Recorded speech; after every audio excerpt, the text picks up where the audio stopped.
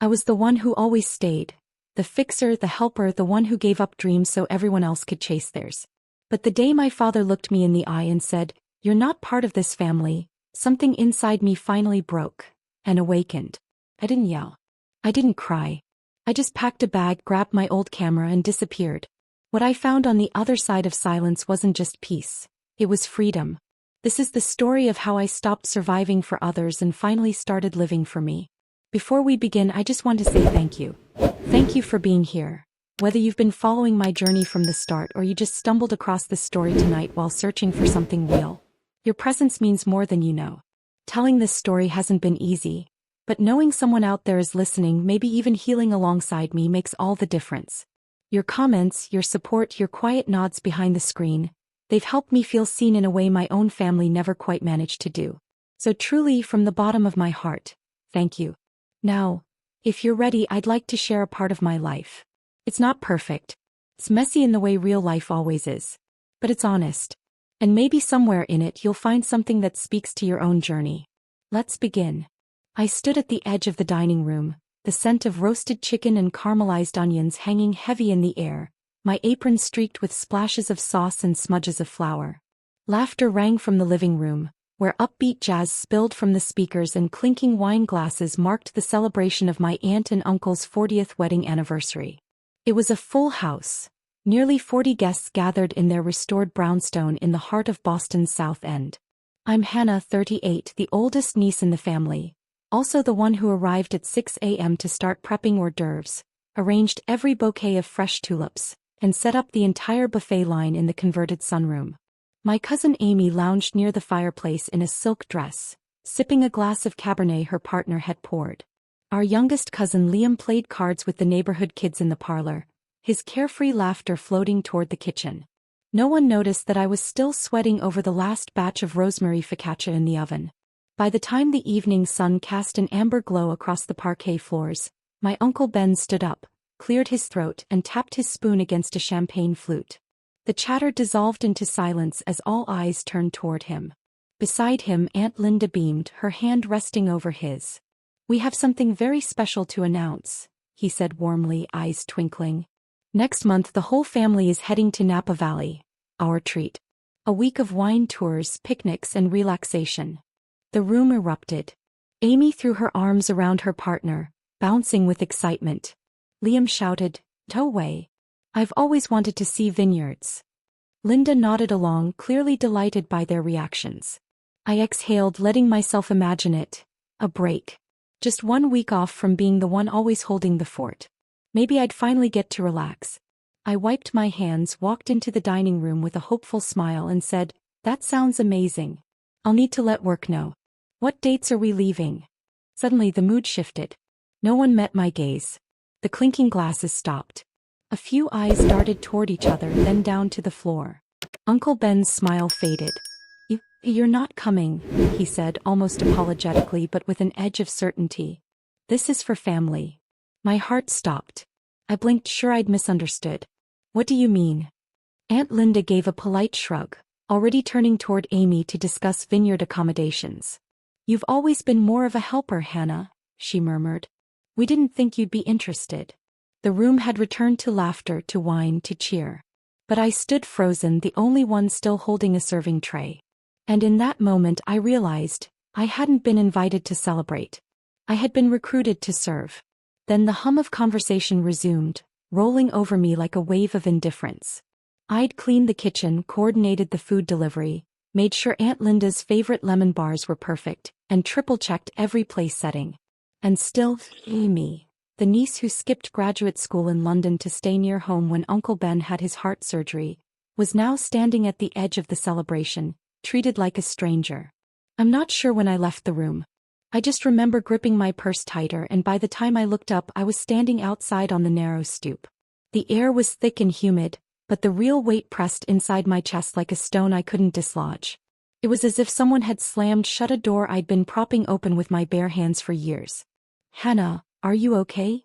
Amy's voice broke through behind me, soft, careful. I didn't answer. I didn't look back. I stepped off the porch, pushed open the iron gate and followed the brick path toward the street where my car was parked. Every step away from that brownstone scraped away a little more of the hope I'd been holding on to. Hope that maybe, just maybe, I belonged. Inside the car, I turned the key, cranked up the AC, and let the cold air blast against my face like it could somehow erase the sting of what had just happened. I didn't cry. I didn't scream. I felt hollow. Like every emotion had been emptied out and all that remained was silence. I flipped on the radio. Some dusty old country song came on. The kind that plays late at night when the DJ assumes no one's listening. Something about leaving a place that no longer feels like home. And I just nodded. Maybe it was time for me to leave too. Not to escape but to finally live. I drove back to my apartment in Cambridge, a small third-floor walk-up with creaky floorboards and thin walls that always smelled faintly of someone's burnt toast. It was only about 450 square feet, but it was mine.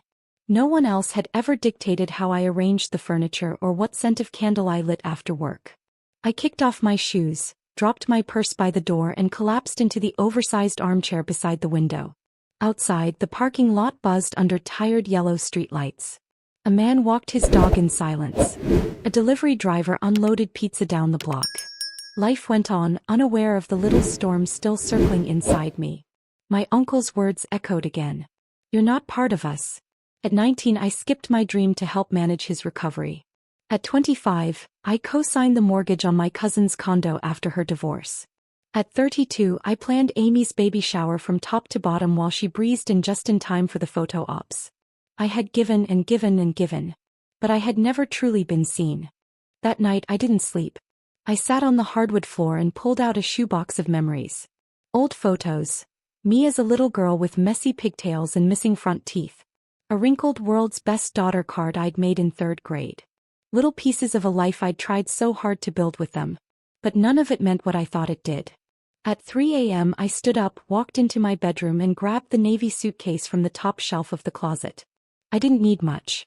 Just a fresh start. A few outfits, my old Canon camera, a worn leather journal and the essentials. I opened the shallow drawer beside the bed and pulled out the envelope I'd quietly filled month by month. It wasn't much. Just under $1,200, but it represented something far more valuable than money. Freedom. It wouldn't fund a grand escape, but it was enough to leave Cambridge behind and start breathing like myself again. I opened Google Maps on my phone, scanning the country like I was choosing a dream from a shelf. I wanted water. I wanted space. I wanted to stop being who they remembered and start becoming who I actually was. Clearwater, Florida. I'd seen it once in a travel piece about underrated coastal towns. Soft white beaches. Quiet mornings. Palm trees that didn't care who you used to be. I didn't know a single soul there, which made it perfect. I booked a one-way ticket for the 6 a.m. Greyhound out of Boston South Station. Before sunrise, I turned off every light, zipped up my backpack and stood at the door of my little apartment. The hallway smelled faintly of toast and old pine cleaner. I turned the key in the lock without looking back. The terminal was sleepy and dim. A teenage boy in a hoodie nodded off near the charging station. A woman in her 70s cradled a cat in a mesh carrier. I bought a bitter cup of coffee from a vending machine and waited. When the bus pulled in, the driver offered a slow, familiar nod. "Where are you headed?" "Clearwater," I said, my voice steadier than I expected. The ticket machine beeped and I climbed aboard, choosing a window seat halfway back. As the city rolled past, my reflection danced on the glass beside the Boston skyline, melting into gray as the morning light grew. I watched buildings shrink and bridges fade, the weight of old expectations slipping away mile by mile. I didn't know what would be waiting for me on the other end. A job? A room for rent? Maybe just long walks along the shore and time to think. But for the first time I wasn't escaping anything. I was choosing something. Myself. I opened my journal and wrote in firm script. Day 1. I begin again. The bus arrived in Clearwater just past noon. The heat greeted me like a thick, invisible hug. Sunlight shimmered off cars and storefront windows, and everything smelled like salt and sunscreen. The station was small, barely more than a counter, a few plastic chairs and a faded Coca-Cola vending machine humming in the corner. I slung my bag over one shoulder and walked out into the light. A few blocks down I found a room above a bar called Theo's. The paint was chipped and the stairs creaked, but it was 10 minutes from the beach and had a window that opened wide. Theo himself, silver beard, steel eyes, leaned on the counter and said, 1 week cash up front. No questions. I smiled, handed over the money, and felt something unfamiliar stir inside me. Peace. Around here it seemed like everyone was chasing a second chance. My rented attic room above Theo's bar was humble but safe. Just a single bed pushed against the sloped wall, a scarred wooden desk with initials carved into the top, and a narrow window that overlooked the cracked asphalt of the parking lot below. At night, the bar pulsed with life. Music thudded through the floorboards, and bursts of laughter rose with the scent of fried food and bourbon. But I didn't mind. The noise wasn't disruptive. It was grounding. It reminded me that the world kept spinning, that I'd stepped into a different rhythm, a different kind of life. A life that belonged to me. The next morning I left my shoes by the door and wandered barefoot down to the beach. The sand was warm and soft beneath my feet, the kind that dusts your skin like sugar. The salty air tangled my hair, but I let it blow freely as I moved along the shoreline. Near the harbor I found a tucked-away cafe called Misty Beans, a cozy little spot with crooked windows and a hand-painted sign that had likely survived 5 hurricanes. The smell of ground espresso and cinnamon drifted into the street. Inside, chipped chairs and faded mismatched mugs made it feel less like a business and more like someone's living room. The girl behind the counter, maybe late 20s with a sharp chestnut pixie cut and eyes the color of smoke, didn't bother with small talk. "You know how to pull espresso?" she asked, eyes flicking over me like a checklist. I hesitated. "Not yet. But I learn fast." He tossed a gray apron my way. "I'm Brooke. You start today. Don't burn the milk, it just got cleaned." And that was it. No interview. No form to fill out. I was suddenly part of Misty Beans, a place full of people who seemed to exist slightly outside the regular rules of the world. Dock workers came in at sunrise. Retired musicians played harmonica in the corner. A woman with red lipstick and no wedding ring ordered decaf every morning but never finished it. Brooke was brisk in all edges. She barked instructions and never smiled, not conventionally at least. But at the end of each shift she always left a fresh muffin on the counter with my name scribbled on a napkin. She never said it was for me. She didn't need to. One slow afternoon, I wandered into a little thrift store tucked behind a weather-worn church. The place smelled like old cedar and dust. In the farthest corner I spotted a camera, boxy vintage with peeling black leather around the sides.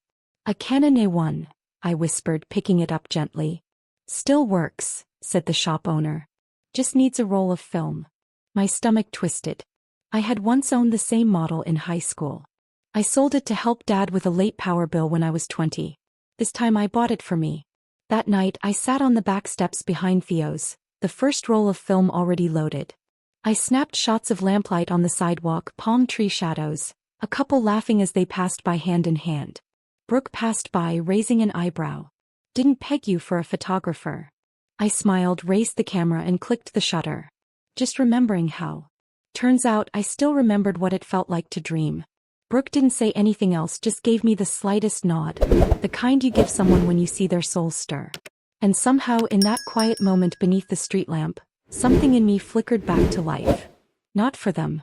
Not for approval or praise. But because I had finally started listening to myself. One evening after my shift I was back in my attic room, the amber glow from my desk lamp falling softly on a photo I'd taken and pinned above the bed. It was the dock at sunset, the sky melting from tangerine to violet between the ropes of a fishing boat. I had just finished cleaning my lens and unwrapped a fresh roll of film when my phone buzzed. "Emily, little sister." My heart sank. I let it ring twice, 3 times, then picked up. I held the phone to my ear but didn't speak right away. Her voice came through, soft and full of worry. "Where are you? Everyone's freaking out because you just left. Mom said you vanished like a ghost." I leaned my head back against the wall, breathing slow. Emily was only 19. She was the only one who ever noticed when I was tired.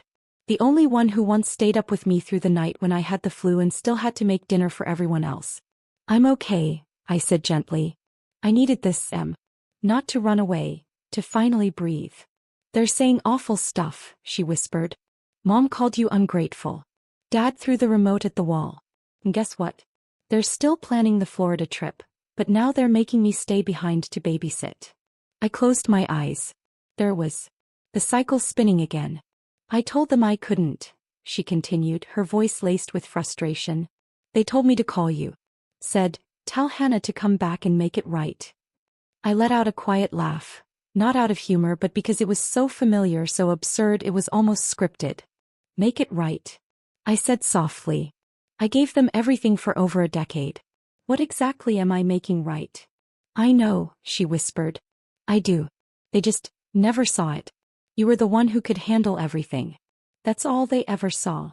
"Well, they were wrong," I said, my voice steady. "And I'm done being the one who always fixes things. I won't step back into a life that never made room for me." Emily went quiet. Then in the smallest voice, "I miss you." "I miss you too, Em," I said. "But going back would erase everything I finally started to build. And I can't let that happen." We sat in silence, the line between us pulsing with words we didn't say. She hung up with a soft sigh and I held the phone in my lap, staring at the screen, feeling the familiar weight of guilt try to creep in. But I stayed still. I didn't waver. 2 days later, while I was wiping down the front counter at Misty Beans, my phone lit up again.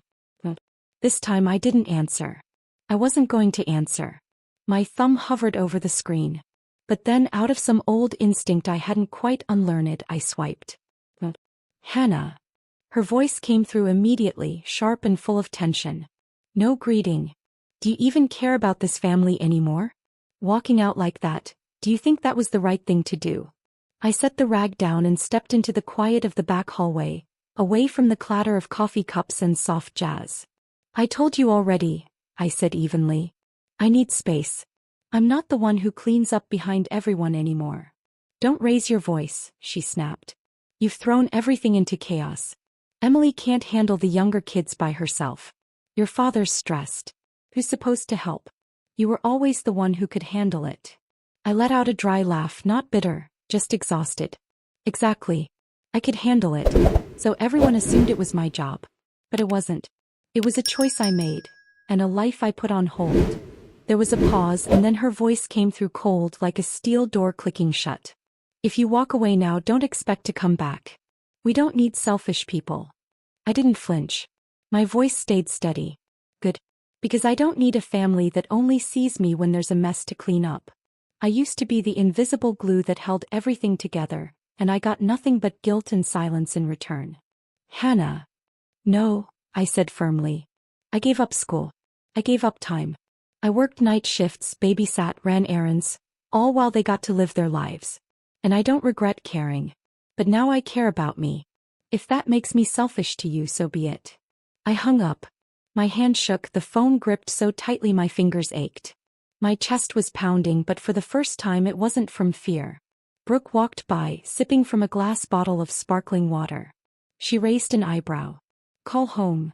I nodded and exhaled. Not easy but necessary. She smirked and held out a glass of cold lemonade. "Cut the anchor if you want the boat to float." I managed a faint smile. It wasn't just a joke. It was truth. That night, after a 10-hour shift, just as I was about to head upstairs, Brooke met me at the back door. She wore a denim jacket and carried a canvas backpack slung over one shoulder. "Hannah," she said with that dry grin. "There's a photography class at the community center near the beach. Starts in 20. You coming?" "A friend of mine, Julian, is teaching," Brooke said, slinging her bag higher on her shoulder. "You should check it out. Bring that dusty old camera of yours." I blinked. "I thought you didn't think I could take a decent photo." He gave me a wink. "I still don't. But Julian has an eye. Maybe your pictures aren't that bad." Instead of going upstairs like I usually did after closing, I followed her down a quiet side street. The community center was a modest, single-story building painted cream, half hidden behind a row of swaying palm trees. The parking lot lights buzzed softly overhead. Inside, the classroom was warm, not just in color but in feeling. The chairs were arranged in a loose circle and the walls were lined with framed photographs. Everything from crashing waves to wrinkled smiles and kids leaping off docks. It wasn't fancy, but it felt full. Julian stood near the front. A man in his 40s with sun-weathered skin, a ponytail and permanent ink stains on his fingers. He glanced at me, then at the camera in my hands. "Canon A1. A classic," he said, smiling. "You shot before?" "A long time ago," I said, my voice barely above a whisper. "Perfect," he nodded. "This isn't about turning anyone into a pro. We just want to help people see the things they forgot to notice. That night there were no lectures. No charts. Just conversations about light, about mood, about the way stories live inside stillness. At the end, Julian gave us our first assignment. Photograph something you can't forget. The next morning I was on the beach at sunrise. I didn't have a plan, just the weight of the camera in my hands and a quiet ache in my chest. Then as sunlight passed through the wooden beams of the old pier, I raised the viewfinder to my eye. It was the first in a small flood of memories. A rusted bike leaning against a fence. A mother balancing two toddlers in a bag of groceries. A row of shoes left neatly at the doorstep of a weathered pink house. Each photo felt like a whisper I hadn't heard in years. Julian started noticing. He lingered longer at my prints. One afternoon he said, "Hannah, your photos, they're not perfect but they're true. You should think about a set." I raised an eyebrow. Like, an exhibit? He nodded. "There's a showcase next month. Theme is me and the pieces I carry. I think your work belongs there." I wasn't sure. But a week later, flipping through a stack of negatives by lamplight, I realized the story was already there. It just didn't need words. I titled the collection Roots and Wings, because for so long, I had clung tightly to where I came from, convinced that holding on made me strong. But now I was learning to let go. To lift off. To fly. The exhibit was held in a converted warehouse just off the marina, now a local art space with exposed brick walls, hanging Edison bulbs and soft music floating through the air. My photos were pinned to a tall panel of unfinished wood, raw, imperfect, honest. Just like the memories they carried. I wore a pale blue linen dress, simple and soft, my hair pulled back loosely. Around me, guests sipped wine from stemless glasses, speaking in low voices as they moved from piece to piece. Julian came over, rested a warm hand on my shoulder and leaned in. "You've stepped out of your shadow," he whispered. I didn't need to respond. He already knew what that meant to me. An older woman paused in front of one of my favorite shots, the rusted bike leaning against the chain-link fence. Her lips parted in a small smile, her eyes glassy. "That reminds me of my childhood," she murmured. "I had a bike just like that."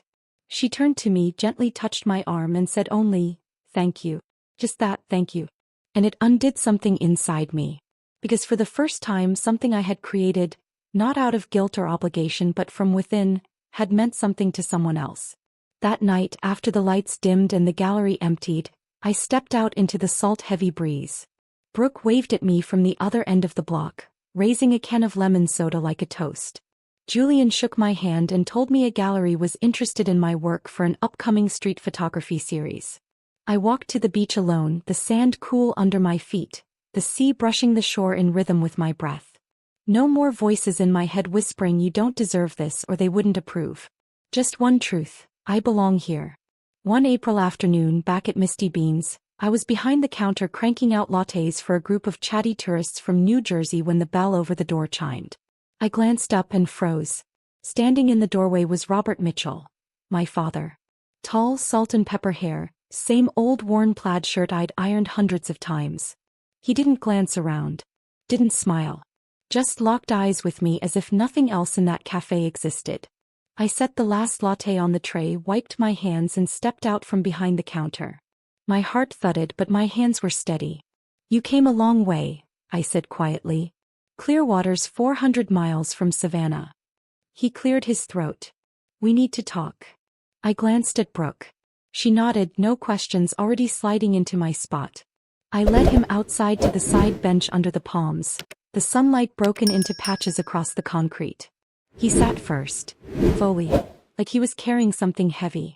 I was ready. I sat across from him, arms folded. The sea breeze stirred the leaves above us, casting shifting shadows on the pavement. "Your mother's very disappointed," he began. His voice wasn't loud but it dropped like a stone between us. The Florida trip was cancelled. I didn't respond. Lisa couldn't handle the 3 kids. Jack got into a fight with his wife. Disappeared for 3 days. Everything's a mess. I looked at him. Not with anger, not even with sadness. Just silence. He didn't deserve more than that. He rubbed his hands together like he was trying to keep warm in the humid air. "We didn't expect you to just walk away like that," he added. "It's like the family means nothing to you anymore." I gave a small, tight smile. Not mocking. Just honest. And what about that day?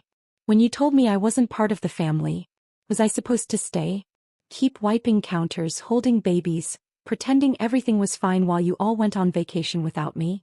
His face twitched, a flicker of guilt, but he didn't defend himself. For the first time he didn't snap back. Didn't deflect. That silence said more than anything he could have. You don't know how much you've sacrificed, he said, softer now.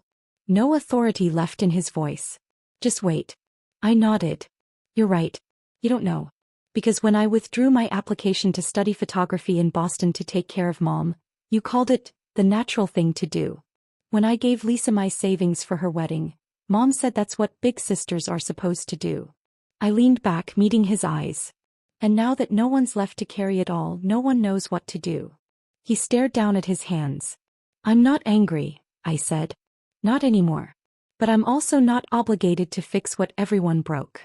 I won't come back just because you've run out of people to lean on. A long pause settled between us. For a moment I braced for him to stand up, dismiss me with a scoff, storm off like he used to. But instead he just exhaled. Long defeated. I didn't realize how much this hurt you. It wasn't an apology, not quite, but it cracked something. A shift I never thought I'd see. What are you doing here? He asked finally, voice low. Rebuilding, I replied. Working at a cafe. Learning photography again. I looked toward the street where the sun was beginning to dip behind the palm trees. Had my first exhibit last week. Someone bought a print. He blinked, genuinely surprised. I didn't know you were still taking pictures. I smiled, quiet and calm. You never asked. We sat in silence for a few more minutes. The breeze rustled the palm leaves above us, mixing with the faint hum of music drifting from inside the cafe. Somewhere nearby, a seagull cried out, distant and indifferent. Finally, my father stood. He didn't reach out. Didn't offer a hug. No dramatic goodbye or apology. Just a simple, even-toned sentence. The door at home's still open if you want to come back. I rose to my feet too. I didn't nod. Didn't promise. I just looked him in the eyes and said quietly, I am home, Dad. Right here. He gave a small nod in return, one I couldn't read. Maybe it was acceptance. Maybe it was reluctance. Maybe it was just the only thing he had left to give. As he turned and walked away, his figure disappearing behind the buildings, I felt something shift inside me. A weight I didn't realize I was still carrying started to lift. I hadn't yelled. I hadn't crumbled. I hadn't begged. I had simply stood my ground. And, more importantly, I no longer felt like I owed anyone anything.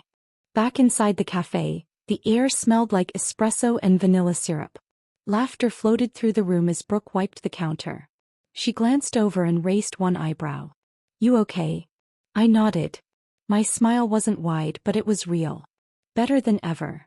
2 weeks after that meeting, an email arrived from a gallery called Babysit Collective.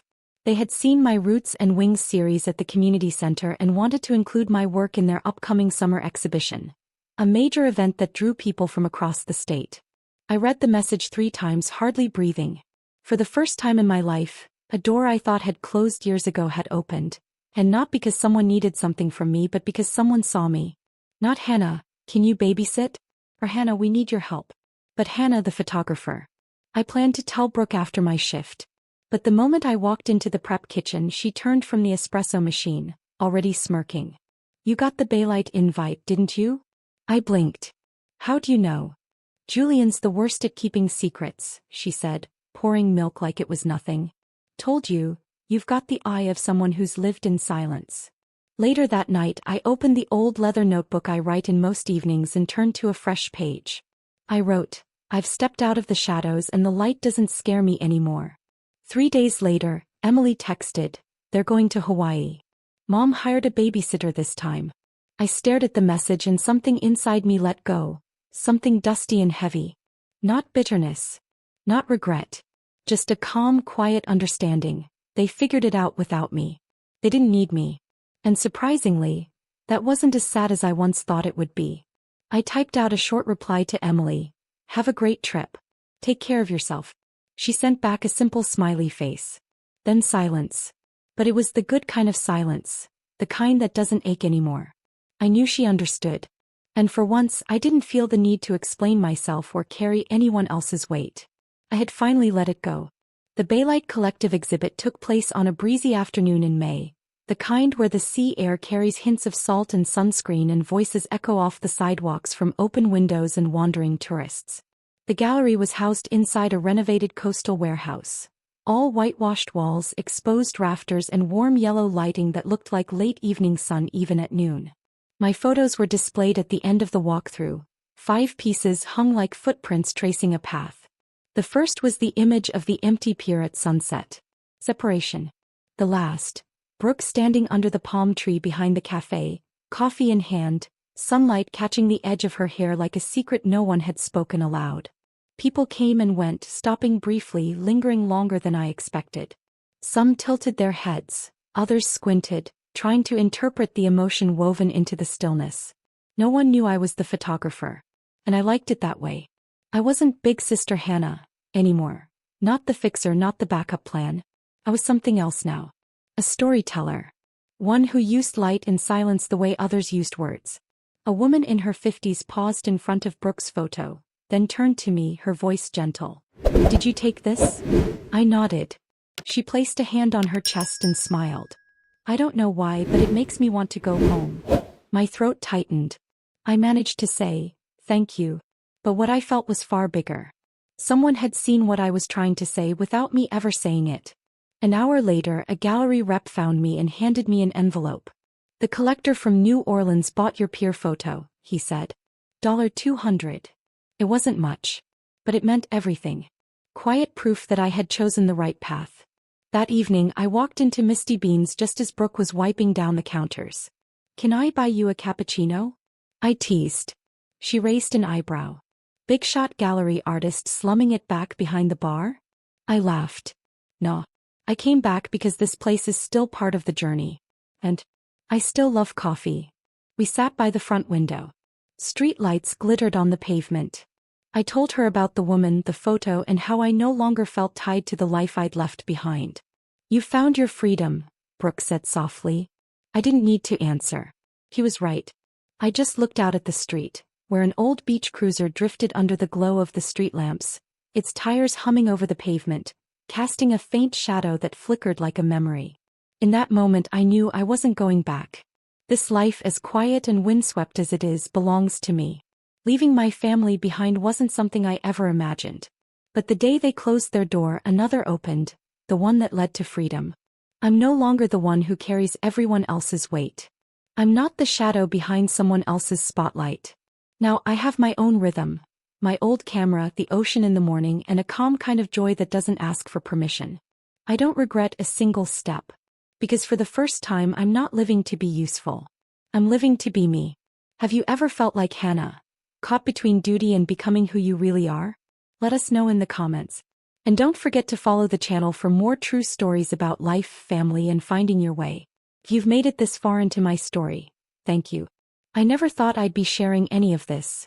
Not the late nights, not the heartbreak, and certainly not the quiet victories. But here I am, and here you are. So now I want to ask you something from the heart. Tell me what you see in this journey. Did something in it remind you of your own life? Have you ever had to walk away from something, or someone, to finally become yourself? Please leave a comment below. Not just for me, but for anyone else who might be scrolling through, wondering if they're the only one who's ever felt like they weren't seen. Say something to me, to Hannah. Maybe advice, maybe encouragement, or even a simple, "I've been there too." You never know who needs to read it. And if you're carrying the weight of being everything to everyone, the responsible one, the strong one, the one who never complains, I want to say this. It's okay to put it down. It's okay to say no. You don't owe your peace to people who only show up when they need something. You owe it to yourself to live a life that feels like yours. Follow the channel if you want to hear more stories like mine. Not polished, not perfect, but real. Stories about finding your footing after being knocked down. About healing. About choosing you even when no one else understands it. I'll be here, camera in hand, telling the truth as best I can.